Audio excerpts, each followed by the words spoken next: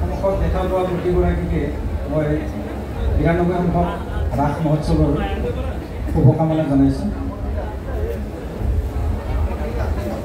সাহিত্যৰ আড্ডা বুলি ক'লে লোভ সামৰিব নোৱাৰোঁ, সেইকাৰণে আগবাঢ়ি আহিছোঁ। আৰু প্ৰণৱ কুমাৰ বৰ্মনৰ লগত এটা সম্পৰ্কও আছে সাহিত্যৰ যোগেদিয়ে। তেখেতৰ কবিতা পঢ়োঁ, ভাল পাওঁ। ময়ো মাজে মাজে লিখোঁ দুটি এটি কবিতা।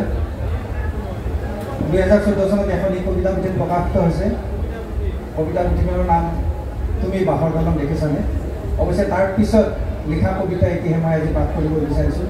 নিতান্তই আমাৰ কাৰণে প্ৰয়োজন অনুভৱ কৰিছোঁ এনেকুৱা চিন্তাৰ, সেইকাৰণে এই কবিতাটো পাঠ কৰিব বিচাৰিছোঁ। কবিতাৰ নাম ভাড়াঘৰ। টক টক টক টক শব্দটো শুনি দুৱাৰৰ ফালে চালোঁ। দুৱাৰখন পাৰ হৈ বাহিৰলৈ চাই কাকো নেদেখিলোঁ। অলপ আগুৱাই গৈ চাৰিওফালে চাই দেখিলোঁ খিৰিকীত এটা কপৌ চৰাই উদাস মনে বহি আছে, নিজৰ ভাৱনাতে যেন মগ্ন। মই সুধিলোঁ, কি খবৰ বন্ধু? উত্তৰত কপৌজনীয়ে সুধিলে, গছ এডাল পামনে ভাড়ালৈ এটি ঘৰ সাজিবলৈ? মই অকলে হ'লে য'তে ত'তে থাকিব পাৰিলোহেঁতেন, কিন্তু মোৰ পৰিয়ালটোৰ বাবে এটি ঘৰ লাগে, বুজিছানে? তোমাৰ ভাই বন্ধুৱে কাটি তহিলং কৰিছে সকলো সেউজীয়া অৰণ্য। আমাৰ বাবে এতিয়া একো বাকী নাই। অঘৰীটো কৰিলে আহাৰ পানীৰ বাবেও আকৌ চলিবলৈ টান। অৱশ্যে উন্নতজনৰ বাবে ঘৰৰ ছাদত অলপ খাদ্য অলপ পানী কোনো কোনে ৰাখিছে, কিন্তু মূৰ সোমাবলৈ এটি ঘৰ যে লাগে সেইটো কোনেও নেভাবে। ভিক্ষা কৰিহে পেট নবটাও, তাৰে এনেহা অকণ লৈ যাওঁ কোনাকেইটোৰ বাবে। ঘৰ আছে বা নাই ভোকটো লাগিবই দিয়াচোন। কেতিয়াবা জানানে, বিজুলী তাৰত বহি বা ওখ মোবাইল টাৱাৰত মূৰটো খুন্দিয়াই আত্মহত্যা কৰোঁ বুলি ভাবোঁ। যেনেকৈ আত্মঘাতীসকলক চৰকাৰে সাজি দিয়ে ঘৰ, তেনেদৰে কিজানিবা কোনাকে এতিয়া পায়েই বা এজোপা গছ এটি ঘৰ সাজিবলৈ।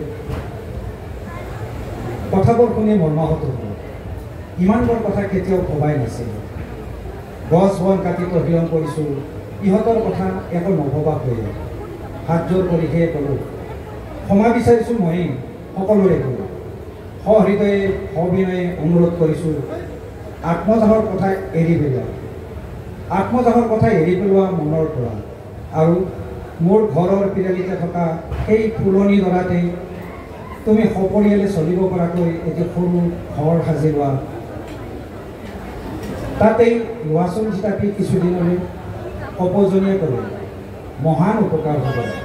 পিছে ভাড়ানো কিমান হ'ব? কেনেকৈ দিম ভাড়াখিনি তোমাক? মই ক'লোঁ, গোপ মোকালিৰ পৰা কলৰৱ শুনিম আৰু কি লাগে ভাই? কপৌজনীয়ে লগে লগে ক'লে, মই যে তোমাক পালোঁ, পিছে মোৰ অঙহী বঙহী ভাই ভতিজা বংশ কুটুম বন্ধু বান্ধৱৰহে কি হ'ব এতিয়া? সিহঁতকো লাগে জানা এটি ঘৰ খনি জিৰাবলৈ।